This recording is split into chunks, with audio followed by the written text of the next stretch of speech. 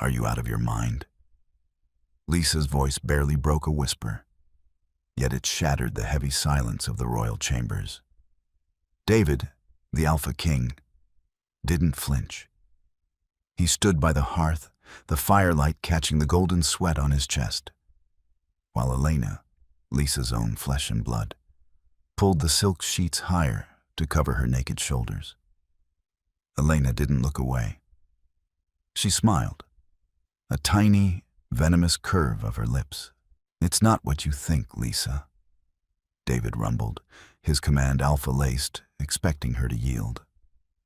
"You're right," Lisa said, stepping back as the mate bond in her chest snapped with a violent, physical crack. "It's exactly what I see." She had caught the Alpha King cheating with her own sister, and she would never let them forget it. The scent of the room was what Lisa would remember most. It wasn't just the heavy musk of David, a scent of rain and pine that had once meant home, safety, and eternal belonging. It was intertwined with the suffocatingly sweet vanilla of Elena's perfume, overlaid with the sharp, metallic tang of raw betrayal. It smelled like a slaughterhouse hidden beneath a bed of roses. For a full minute, the three of them were frozen in a macabre tableau.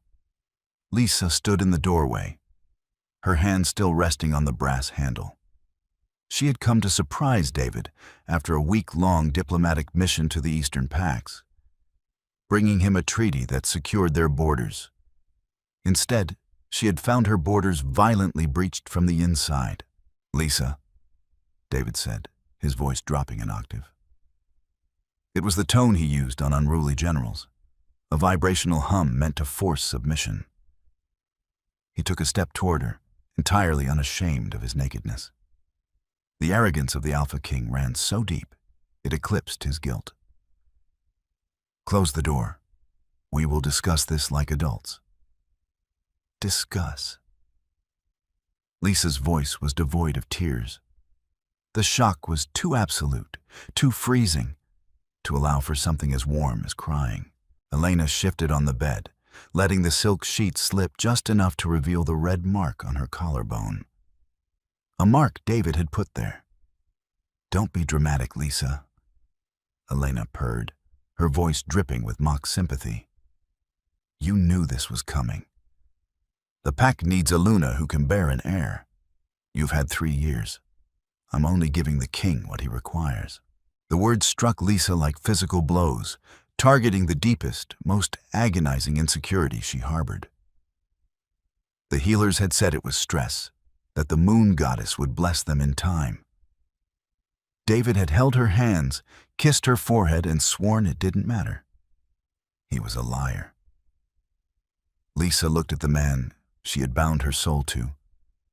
The mate bond, a glowing, ethereal thread in her mind, was currently thrashing, burning black at the edges. "Is that what this is, David? State business?" David stopped a few feet from her. His jaw ticked.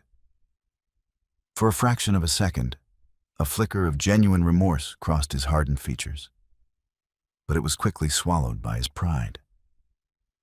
Elena's wolf is prime. The elders have been whispering. "I am the king, Lisa. I cannot be seen as weak. I didn't want to hurt you, but the lineage must be secured." "So you bedded my sister?" Lisa's tone was terrifyingly flat. "In our chambers. It is a biological necessity," David snapped, his patience fraying. "You will remain Luna in title. Elena will be my chosen breeder. It is done in other packs. You will accept this." He didn't ask. He commanded. The raw weight of his alpha aura slammed into the room, a pressure designed to force her to her knees. Elena smirked, expecting her sister to fold. Lisa had always been the diplomat, the gentle peacekeeper, the soft Luna who balanced David's iron fist. But as the aura hit her, something inside Lisa didn't bend. It shattered. And from the shards of her broken heart, a terrifying, icy clarity emerged. She raised her left hand, The Luna ring, a massive diamond set in ancient silver, felt suddenly like a shackle. I, Lisa, daughter of the Crescent, reject you, David, Alpha King of the Silver Mane, she spoke. The words were ancient, heavy with power, and the moment they left her lips, the room's temperature plummeted. David's eyes widened in sheer panic. Lisa, stop! You don't know what you're doing. I sever the bond. I return your mark. I strip myself of your name. I command you to stop, David roared, lunging forward. He was too late. Lisa twisted the ring and pulled. It slid off her finger. She didn't throw it at him. Throwing it would imply anger. She simply let it drop. It hit the hardwood floor with a dull, heavy clink that echoed louder than thunder. The mate bond snapped completely. The physical recoil was devastating. Lisa coughed, a spray of crimson blood hitting the pristine white rug. She staggered, clutching her chest as if a sword had been driven through it. But she refused to fall. She forced herself upright, wiping her mouth with the back of her hand. David was clutching his own chest, gasping for air, brought to his knees by the sudden, violent amputation of his soulmate. Elena screamed, scrambling back against the headboard as the backlash of the severed bond cracked the mirror across the room. Lisa didn't look at them again. She turned on her heel and walked out the door. The two elite royal guards in the hallway, Marcus and Vance, stood frozen. They had heard the ancient words. They felt the vacuum of power where their Luna had been. Marcus lowered his gaze to the floor, his face pale with shame. Lisa walked past them, bleeding from a wound no one could see, stepping out of the palace and into the freezing, unforgiving night. The rain was a deluge, a freezing torrent that turned the forest floor of the Silver Mane territory into a treacherous slip of mud and sharp stones. Lisa had been running for 6 hours.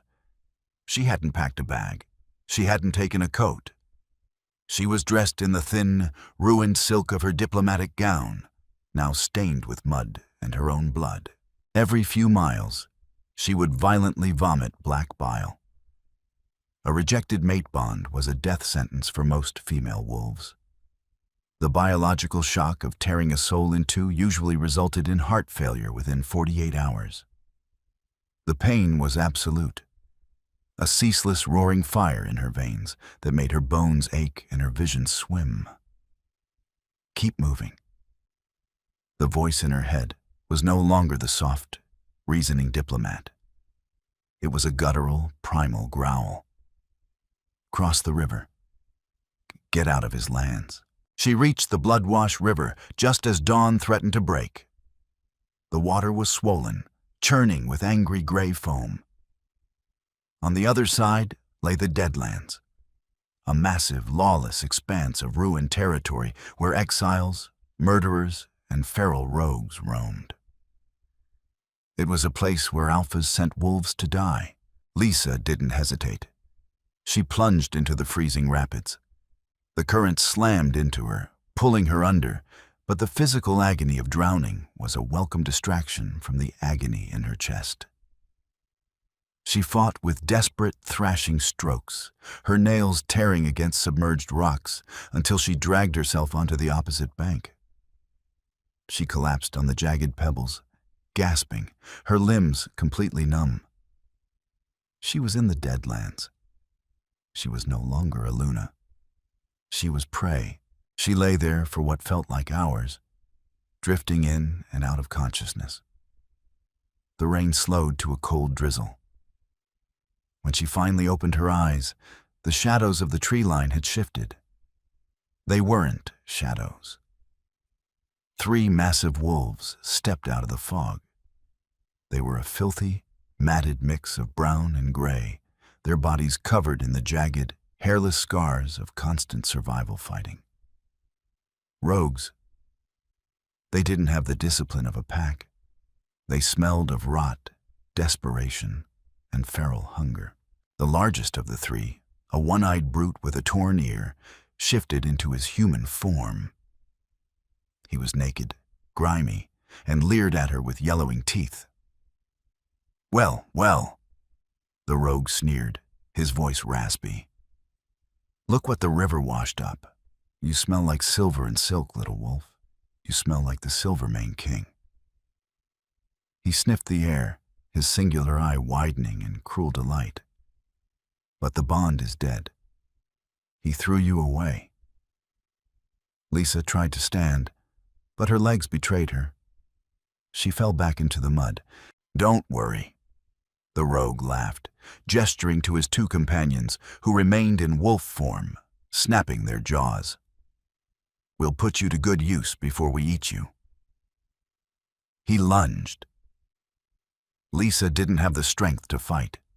The rogue's heavy hand closed around her throat, slamming her head back against the stones. Searing pain flashed behind her eyes. As the rogue's foul breath washed over her face, something deep within the darkest, most forgotten corner of her genetics snapped awake. Her mother had always warned her. "Our bloodline is old, Lisa. Older than the pack's. We keep our wolves small and quiet. Because if the ancient thing wakes up, the world will burn." As the rogue's claws dug into her shoulder, preparing to rip her dress, Lisa didn't scream in fear. She screamed in rage. The transformation didn't follow the normal, fluid shift of a modern werewolf. It was violently explosive. Bones cracked like gunshots. The rogue was thrown back 10 feet by the sheer kinetic force of her shifting mass. When Lisa stood, she wasn't the sleek, silver-gray wolf David had known. She kept growing. 7 feet, then 8. Her fur wasn't gray, it was an abyssal, light-consuming black. Her muscles were corded steel, her claws like obsidian daggers. She was a Lycan, a genetic throwback to the primordial apex predators of their kind. The two rogue wolves froze, their instincts screaming at them to flee. They had thought they were cornering a broken Luna. They had just awakened a nightmare. Lisa lunged. She didn't fight with the choreographed grace of royal training. She fought with absolute, devastating butchery. She caught the first wolf by the throat, her jaws clamping down with the force of a hydraulic press. A sickening crunch echoed over the river, and she tossed the lifeless body aside like a rag doll.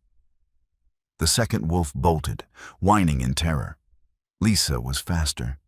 She pinned him beneath her massive paws, her jaws inches from his spine. The one-eyed leader, scrambling backward in the mud, was trembling violently. The arrogance was gone, replaced by the primal, shivering terror of a prey animal. Lisa shifted back to her human form. The transition was instantaneous.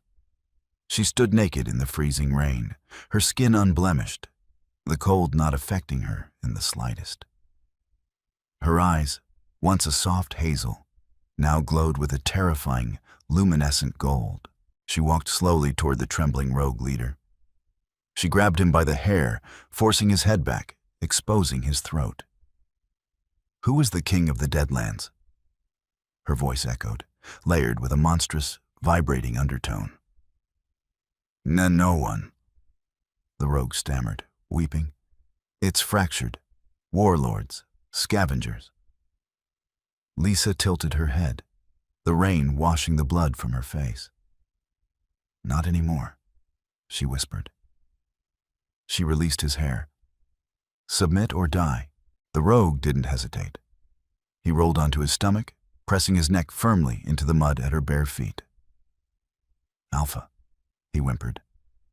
"No," Lisa said, looking out at the vast, dark expanse of the wasteland. "Queen." 2 years was a blink of an eye to an immortal bloodline. But in the Deadlands, 2 years was enough time to forge an empire out of blood and iron. Lisa sat on a throne carved directly into the basalt rock of a hollowed-out mountain. She wore dark, fitted leathers, a heavy cloak of white wolf fur. claimed from a northern warlord who had foolishly challenged her rule. Draped over her left shoulder, the throne room of the obsidian crest was not adorned with gold or tapestries like David's palace. It was lit by roaring fire pits, decorated with the banners of the 30 rogue factions she had conquered, broken and assimilated into the most lethal army the continent had ever seen. She was no longer Lysa, the gentle Luna. She was the Nightmare Queen. Her pack, the Blood Iron, was spoken of in terrified whispers across the civilized territories. Kyle, her second in command, stepped into the firelight. He was the one-eyed rogue from the riverbank 2 years ago, now clean, disciplined, and fiercely, fanatically loyal to her. He wore the blackened armor of her elite guard. "My queen," Kyle said, bowing low. He never looked her directly in the eye unless ordered. The sheer weight of her Lycan aura was too oppressive.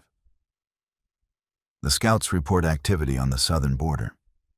The Silvermane pack has crossed the Bloodwash River. Lisa's expression remained entirely impassive.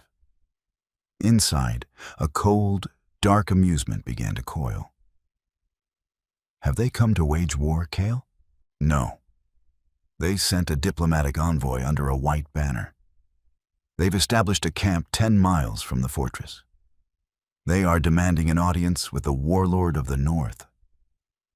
Kyle sneered. "They complain that our patrols are choking their trade routes. They want a treaty, or as they put it, they wish to offer us the privilege of bending the knee to Alpha King David." A low, collective growl echoed through the cavernous hall from the 50 elite guards flanking the walls.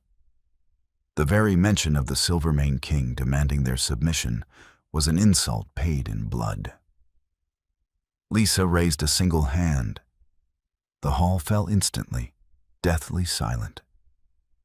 "David has grown greedy," Lysa murmured, her voice smooth as glass, carrying effortlessly through the massive chamber. "He expanded east, and now he looks north, thinking he deals with disorganized scavengers." "Shall I send them back their heads, my queen?" Kale asked eagerly. "No," Lysa said, standing up. The movement was fluid, lethal. "That is too quick. Let them in. Bring the envoy to the Great Hall." An hour later, the massive iron doors of the keep groaned open. Lysa remained seated on her throne, the upper half of her face shadowed by the dim lighting of the cavern. The Silvermane envoy walked in. There were 5 of them, dressed in pristine, arrogant silver and white uniforms. Leading them was a face Lysa knew intimately. Marcus, the same royal guard who had stood in the hallway the night her heart was ripped out. Marcus looked older, a heavy scar across his cheek, but his posture was still dripping with the entitlement of a Silvermane elite. Marcus stopped at the base of the dais, refusing to bow. He looked up at the shadowed figure on the throne. "I speak for David, Alpha King of the Silvermane pack, ruler of the southern and eastern territories," Marcus declared, his voice echoing off the stone. "We do not recognize the legitimacy of the Blood Iron pack. However, my king is merciful. If you withdraw your forces from the Bloodwash border and offer a tribute of iron and pelt, we will allow you to exist in the wastelands, unbothered." Silence hung in the air, thick and suffocating. The Blood Iron guards around the room didn't move a muscle, but the killing intent rolling off them made the Silvermane envoys shift nervously. Slowly, Lysa leaned forward, moving out of the shadows and into the flickering orange light of the braziers. Marcus's speech died in his throat. His eyes snapped wide, all the color draining from his face in a sickening rush. He staggered back a step, his hand instinctively reaching for his sword, not out of aggression, but out of sheer, unadulterated terror. He recognized the face, but the eyes. The terrifying, glowing gold eyes and the crushing, suffocating aura radiating from her were entirely alien.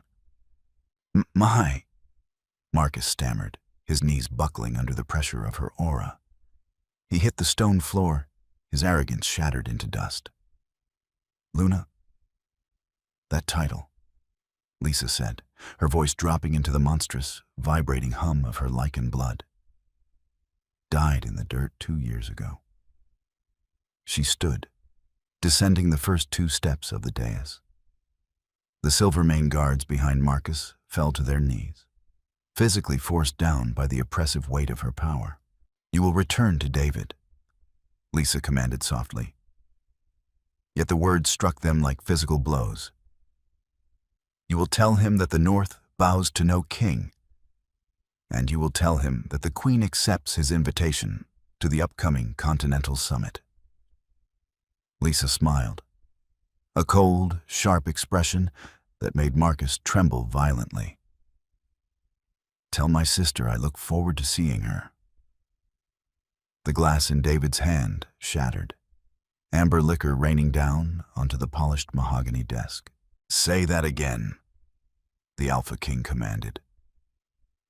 His voice was a low, dangerous rumble that rattled the crystal decanters on the shelves of his private study. Marcus remained on one knee, his head bowed. He hadn't stopped trembling since he crossed back over the Bloodwash River. The warlord of the North, the ruler of the Blood Iron Pack. It is Lisa, my king. She is not dead. She is their queen. David stared at his elite guard, a heavy, suffocating silence descending over the room. Behind him, lounging on a velvet chaise, Elena abruptly sat up. The silk robe slipped off her shoulder, but for once she didn't bother to adjust it for David's gaze.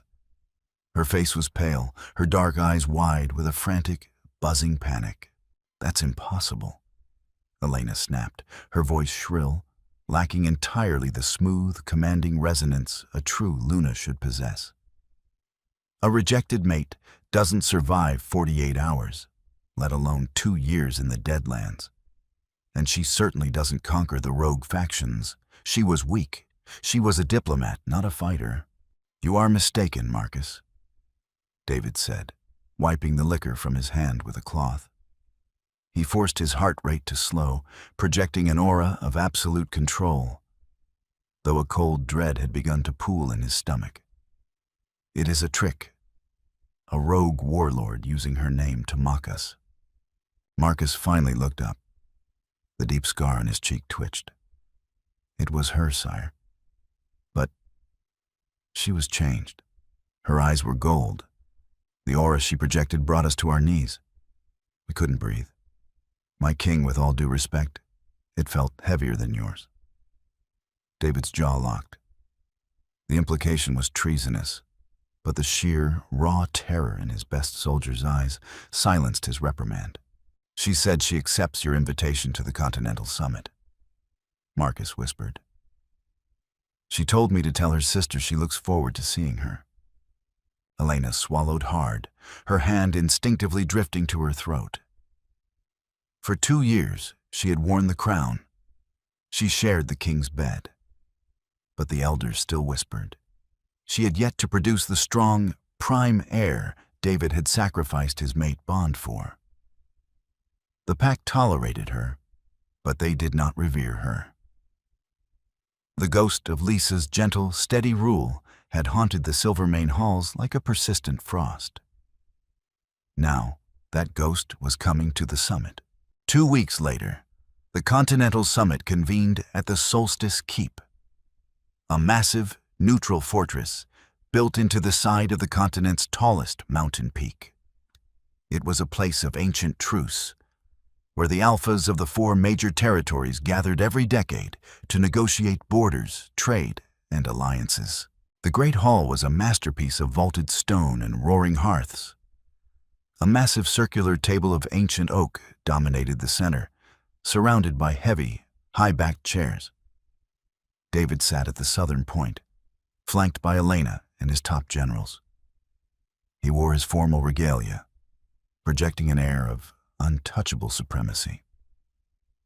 Yet, His eyes kept darting to the empty chair directly across from him, the seat reserved for the Northern Territory, a seat that had been empty for a century. The heavy oak doors of the great hall groaned. The low murmur of the gathered alphas died instantly. The air in the room changed. It wasn't just a drop in temperature, it was a shift in atmospheric pressure. The ambient chatter of the fire seemed to mute itself.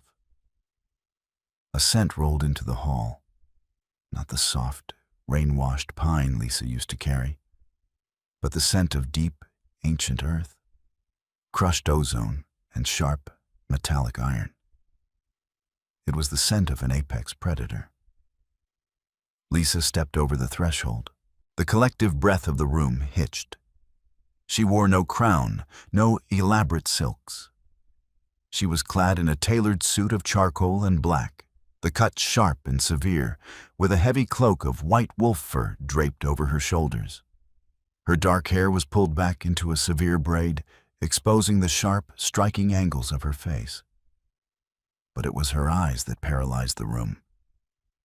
They weren't hazel. They were a brilliant, glowing gold, radiating an ancient, violent power.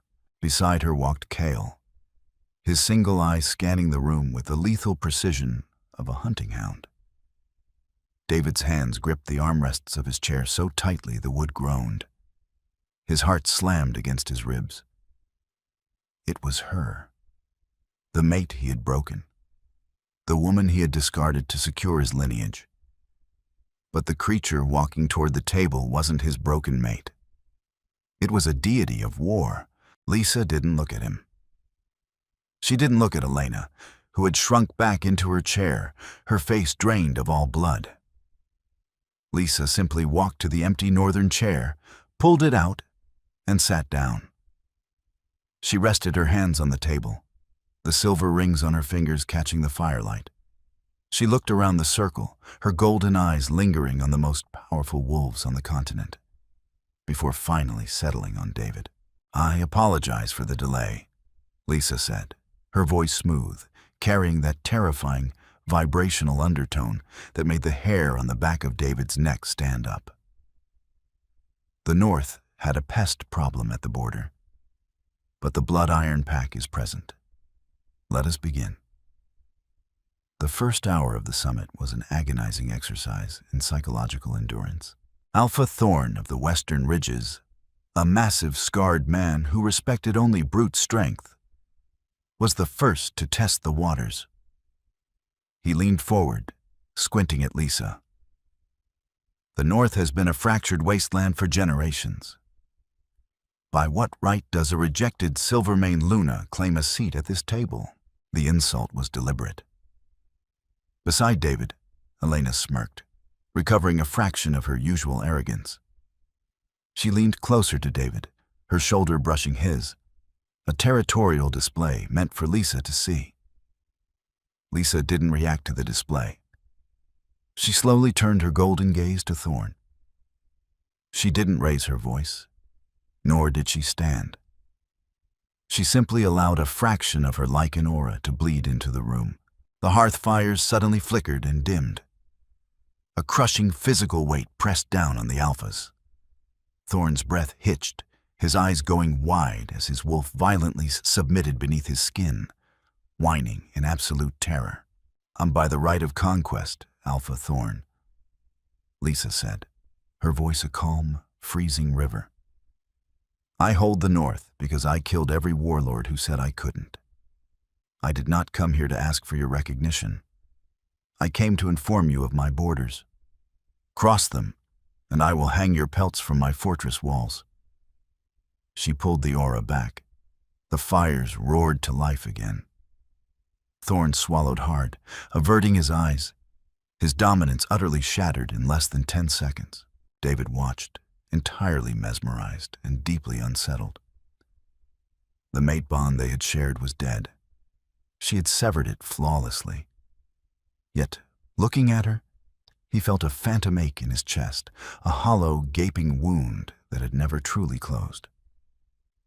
He had traded her for a stronger lineage, but staring at the terrifying, regal power radiating from her now, he realized the colossal magnitude of his mistake.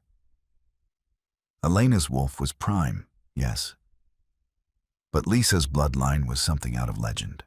"Let us discuss trade routes," David interrupted, his voice slightly louder than necessary, desperate to reclaim control of the room. "The Southern Pack proposes a unified tariff on all goods passing through the central riverways. The North rejects the tariff," Lisa stated smoothly, not missing a beat. David's jaw tightened. "The North relies on Southern grain. You are in no position to reject." "We were," Lisa corrected, "until I secured an exclusive trade agreement with the Eastern Packs. We bypass your riverways entirely." David froze. He looked at Alpha Corin of the East, a man he had considered a staunch ally. Corin refused to meet David's eyes, staring intently at his water goblet. "Corin?" David demanded, his Alpha command bleeding into his tone. "Explain." Corin cleared his throat nervously. "Queen Lisa's terms were highly favorable, David, and she holds the Northern iron mines. We needed the metal." Elena, sensing David's humiliation, foolishly decided to intervene. "This is absurd," she snapped, standing up. "You are using dirty politics to avenge a personal grudge, Lisa. You're holding the continent's economy hostage because you couldn't keep a man in your bed." The entire room went dead silent. The Alphas stared at Elena as if she had just decided to juggle lit dynamite. Lisa slowly turned her head to look at her sister. For the first time since she entered the room, Lisa smiled. It was a terrifying, chilling expression. "Elena," Lisa said, her voice dripping with a lethal, patronizing sweetness. "You are speaking at a table of Alphas. Who gave the concubine permission to address the council?" Elena gasped, her face flushing crimson. "I am the Luna of the Silvermane." "Are you?" Lisa tilted her head. "I smell fear. I smell insecurity. But I don't smell the respect of your pack. You wear the crown I left on the floor, Elena. Do not mistake wearing my leftovers for holding my power. Sit down before I make you kneel." The command wasn't a suggestion. A microscopic pulse of Lycan dominance shot across the table. Elena's legs gave out. She collapsed hard into her chair, gasping for air, her hands trembling violently. David surged to his feet, his own alpha aura roaring to life, furious at the public humiliation of his mate. "Watch your tone, Lisa," he snarled. Lisa didn't stand. She merely looked up at him, her golden eyes pinning him to the spot. "Or what, David? You will strip me of a title I already discarded? Keep your dog on a leash, or I will put her down." The summit broke for the evening, the tension in the great hall so thick it could be cut with a silver blade. Lisa stood on one of the keep's sweeping stone balconies, letting the freezing alpine wind bite at her face. The cold was a comfort. It reminded her of the night she survived the Bloodwash River. Below, the sprawling camps of the various packs dotted the valley, their fires glowing like fallen stars. She heard the heavy, measured footsteps before he even opened the glass doors. The scent of pine and rain reached her, laced heavily with anxiety and regret. "You always did prefer the cold," David said, stepping out onto the balcony. He closed the doors behind him, ensuring they were alone. Lisa didn't turn around. She kept her hands resting lightly on the stone balustrade. "You shouldn't be here, David. If your breeder finds out you sought me out in the dark, she might throw a tantrum." David grimaced, stepping closer. "Don't call her that. She is your sister. She ceased being my sister the moment she climbed into our bed." Lisa replied flatly, finally turning to face him. Up close, without the buffer of the council table, The physical changes in Lisa were even more staggering to David. She was taller, the latent Lycan genetics having rewritten her bone structure. But it was the cold emptiness in her gaze that hurt him the most. Where there was once absolute, unconditional love, there was now only the calculating stare of a predator assessing prey. "Why are you doing this, Lisa?" David asked, his voice softening, attempting to use the intimate, pleading tone that had always worked on her in the past. "I know I hurt you, but you must understand the pressure I was under. The elders were threatening to challenge my rule if I didn't produce an heir. It was politics. It was survival. It was a choice," Lisa corrected, her voice void of any emotion. "And I have no interest in your excuses. I am not here for revenge, David. Revenge is an emotion, and you are no longer worth my emotions." "Then why come?" he demanded, frustration leaking into his tone. He stepped closer, attempting to crowd her space, instinctively trying to assert physical dominance. "Why choke my trade routes? Why publicly humiliate Elena? You want me back. You want to prove you're strong enough to be my queen." Lisa actually laughed. It was a dark, melodic sound that chilled him to the bone. "Your queen," she echoed, stepping forward. She didn't retreat from his attempt at intimidation. She matched it, her golden eyes blazing. "David, you still think entirely too small." She reached into her coat and pulled out a rolled piece of heavy parchment, sealed with 3 different wax insignias. She pressed it flat against David's chest. He reflexively took it, unfurling it in the moonlight. His eyes scanned the document. His breath caught. "The treaty you sent me to negotiate with the Eastern Pax 2 years ago," Lisa whispered, stepping close enough that he could feel the terrifying heat radiating off her skin. "The one I secured the day I came home to find you with Elena. You never actually read the fine print, did you?" David read the words, his face draining of color. The treaty hadn't bound the East to the Silvermane King. It had bound them to the Silvermane Luna, to the diplomat who forged it, to Lisa. "When I rejected you," Lisa explained, her voice a soft, venomous purr, "the treaty defaulted to me personally. Alpha Corin hasn't been your ally for 2 years, David. He has been my spy. He has been funneling your pack's financial reserves into northern investments under my command." David looked up, sheer disbelief masking his handsome features. You bankrupted my pack?" "I quietly annexed it," Lisa corrected. "Your generals haven't been paid their full stipends in 6 months. Your borders are weak. And tomorrow, at the final session of the summit, the Western Ridges will announce their alignment with the North. They respect power, David, and you just proved today that you have none." David stumbled back a step, the parchment shaking in his hands. The man who had sacrificed his soulmate for the sake of an empire realized he had lost both in the same stroke. "You engineered a coup," he breathed, staring at her as if looking at a stranger. "I secured my lineage." Lisa mocked his words from 2 years ago flawlessly. "You are surrounded, David. Your economy is mine. Your allies are mine. You have one option left."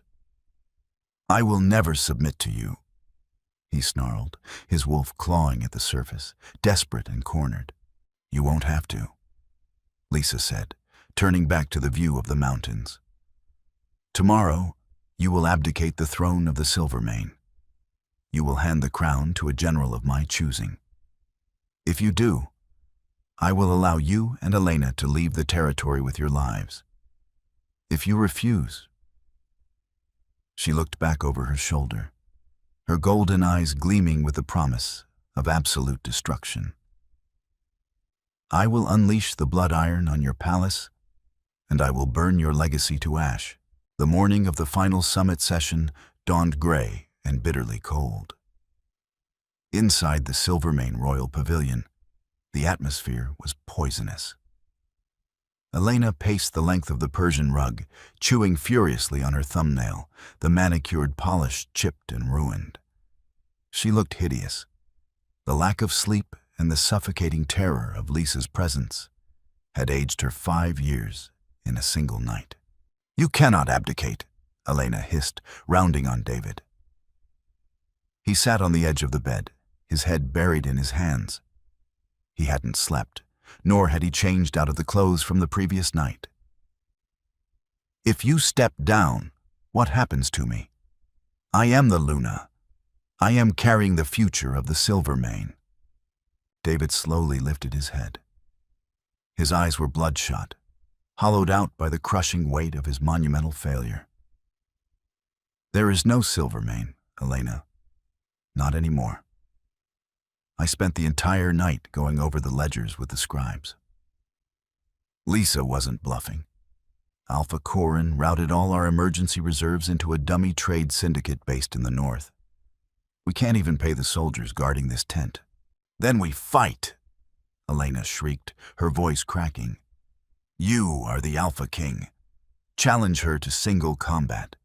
The ancient laws demand she accept." David looked at the woman he had traded his soulmate for.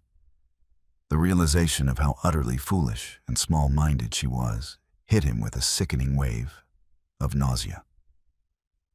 "Fight her?" he echoed, his voice devoid of hope. "Did you not feel the aura she projected in that room, Elena? She is a Lycan, a true, ancient Lycan. If I challenge her, she won't just beat me. She will tear my head from my shoulders in front of the entire continent." He stood up, adjusting his tunic with trembling hands. "We are going to the Great Hall. I will name General Marcus as regent. We will take whatever gold we have left and leave for the Southern Isles." Elena stared at him, aghast. "You're a coward." "I am surviving," David snapped. A brief flash of his old alpha temper flaring before dying out just as quickly. "Get dressed. We have a surrender to make." When they entered the Great Hall an hour later, the silence was deafening. The massive oak table was already seated. Lisa sat at the northern point, clad in a stunning high-collared gown of black velvet, the white fur cloak draped elegantly over her shoulders. She looked every inch an empress. Kyle stood perfectly still behind her right shoulder. As David took his seat at the southern point, he realized the geography of the room had shifted. Alpha Thorn of the West had moved his chair. He was no longer seated on David's flank. He had moved closer to the northern side of the table. Alpha Corin of the East refused to even look at David, his eyes fixed firmly on Lisa with absolute reverence. "The final session of the Continental Summit is hereby open," Lisa announced. Her voice was calm, yet it carried that terrifying vibrational power that commanded the marrow of everyone's bones to listen. "We have much to finalize. Alpha Thorn, I believe you had an announcement." Thorn, the massive brute who had mocked Lisa the day before, stood up. He bowed his head respectfully to her. "The Western Ridges formally recognize Queen Lisa of the Blood Iron as the High Sovereign of the continent. We bind our borders to hers. The West stands with the North." A collective gasp swept through the gallery of lesser alphas and generals observing from the outer ring of the hall. David closed his eyes. It was done. The continent was unified, and he was entirely cut out of it. "General Marcus," Lisa said, her golden eyes shifting to the elite guard standing behind David's chair. "Step forward." Marcus hesitated, looking down at David. When David offered no resistance, Marcus stepped up to the edge of the table. David has informed me that the Silvermane treasury is empty, Lysa said, her tone conversational, yet loud enough for every ear in the keep to catch. The murmurs in the gallery erupted into shocked whispers. Your king has bankrupted your people to fund his lavish lifestyle and his concubine's wardrobe, while your soldiers go underfed. Is this true? Marcus's jaw tightened. He looked at David, a man he had bled for, a man who now stared at the table in defeat. It has been difficult to secure supplies, my queen. I am assuming the Silvermane debt, Lysa declared. As of this morning, a caravan of northern grain and eastern timber is en route to your capital. Your soldiers will be paid double their owed stipends by nightfall. Marcus's eyes widened. He immediately dropped to one knee, bowing his head deeply.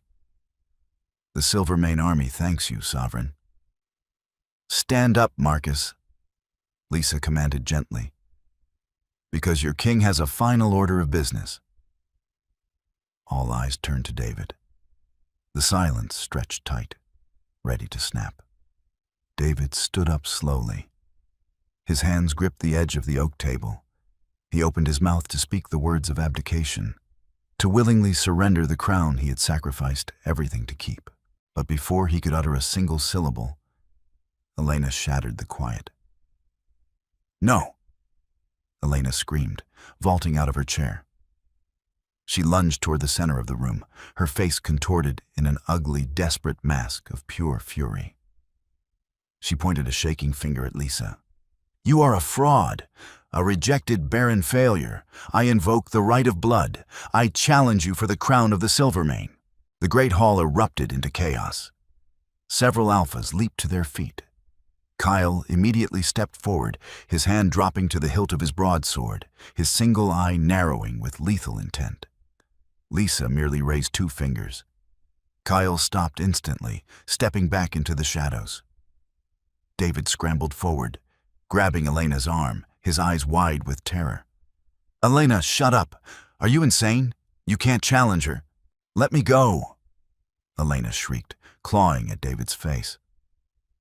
She was completely unhinged, the reality of losing her status breaking her fragile psyche. She shoved David away and shifted. The transformation was fast, fueled by adrenaline and panic.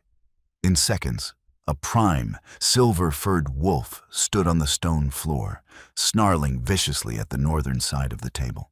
She bared her teeth, digging her claws into the ancient stone, preparing to launch herself at Lysa's throat. Lysa didn't stand up. She didn't shift. She simply leaned back in her chair and locked eyes with her sister's wolf. The golden rings in Lysa's irises flared, burning with the intensity of a dying star.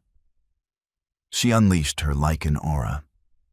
It wasn't a warning pulse like the day before. It was a localized, concentrated sledgehammer of primordial dominance. The air pressure in the center of the room dropped so violently that several water goblets shattered on the table. Elena's wolf froze mid-snarl. The terrifying, ancient power slammed into her nervous system. It bypassed her physical strength entirely, attacking the very genetic code of her wolf. Elena hit the stone floor as if she had been dropped from a great height.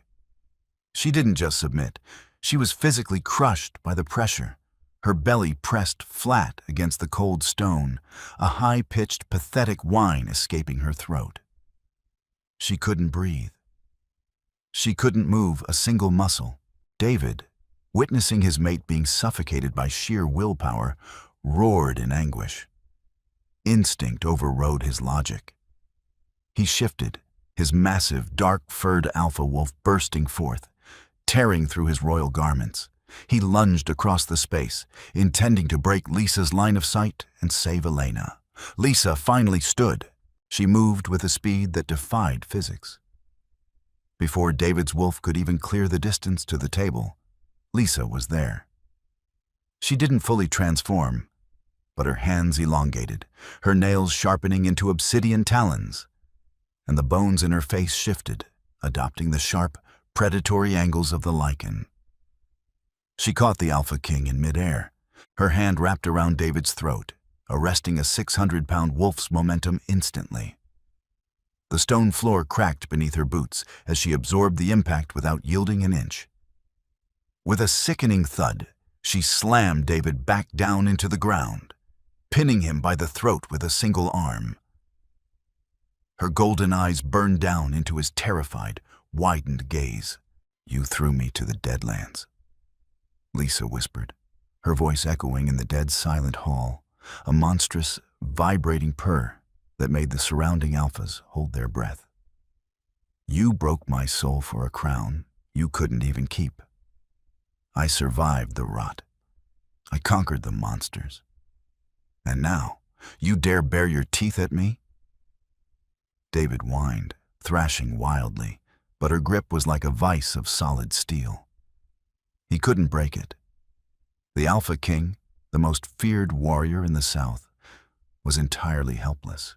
Lysa tightened her grip just enough to cut off his air, watching the panic set in. "Abdicate," she commanded, the Lycan frequency in her voice vibrating against his skull. "Or I will sever your head and use it as a centerpiece for tonight's feast."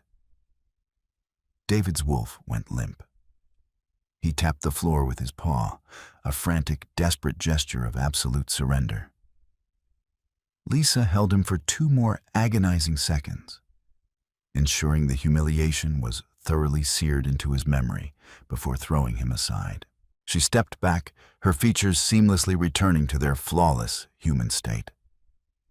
She wiped her hands together, brushing off the invisible dirt. "General Marcus," Lysa said, turning her back on the whimpering, defeated forms of David and Elena. "Take them." The heavy iron gates of the Solstice Keep groaned open, revealing the bitter, biting winds of the northern mountain pass. David and Elena stood in the snow. They were shivering violently. They had been stripped of their royal silks and armor, dressed only in the coarse woolen tunics of common criminals. Elena was weeping silently, her arms wrapped around herself, her spirit entirely broken. David stared blankly ahead, a hollow shell of the arrogant king who had ruled just days prior. Behind them stood Marcus and a contingent of blood-iron guards. Lysa walked out onto the stone drawbridge, wrapped in her white fur cloak, immune to the freezing wind. Kael walked beside her, carrying a small, heavy sack. David slowly turned to look at her. The hatred in his eyes had been entirely replaced by a profound, agonizing regret. He realized now that the woman standing before him, strong, brilliant, and unbreakable, was the true prize. He had traded a diamond for a handful of ash. "Where will we go?" David asked, his voice hoarse, broken by the physical damage to his throat and the absolute destruction of his pride. "East," Lysa replied smoothly, "over the Bloodwash River." Elena's head snapped up, her face pale with fresh horror. "No, the Deadlands. Lysa, please, you can't. We'll die out there." "I didn't," Lysa said, her voice devoid of any sympathy. "You claimed you were the stronger Luna, Elena. Now is your chance to prove it." She nodded to Kael. He stepped forward and tossed the heavy sack onto the snow at David's feet. It clinked with the sound of a few silver coins and basic hunting supplies. "Consider that a parting gift," Lysa said. "More than you gave me when I crossed that river. Do not ever cross back into my territories. If my patrols find you on this side of the Bloodwash, they have orders to kill you on sight." David looked down at the sack, the reality of his new existence settling over him like a suffocating shroud. He was an exile, a rogue, the very thing he used to hunt for sport. He slowly dropped to his knees in the snow, bowing his head to the woman he should have cherished. "Forgive me, Lysa," he whispered, a single tear freezing on his cheek. Lysa looked at him, feeling nothing. The phantom ache in her chest that had plagued her for 2 years was finally gone. Cauterized by the truth, "There is nothing left to forgive, David," she said softly. "You are nothing to me." She turned around and walked back into the keep.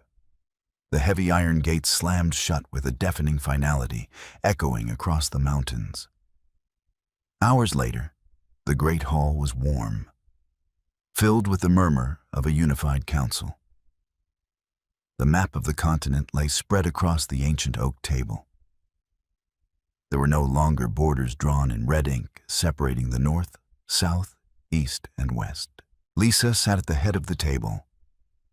General Marcus, now serving as the regent of the southern province, sat quietly, taking notes. Alpha Corin and Alpha Thorn were locked in a heated but respectful debate over a new aqueduct system. Cale poured her a goblet of dark wine, a rare smile touching his scarred face. "The roads are secure, my queen. The trade routes are open." Lisa took the goblet, her golden eyes reflecting the roaring fire of the hearth.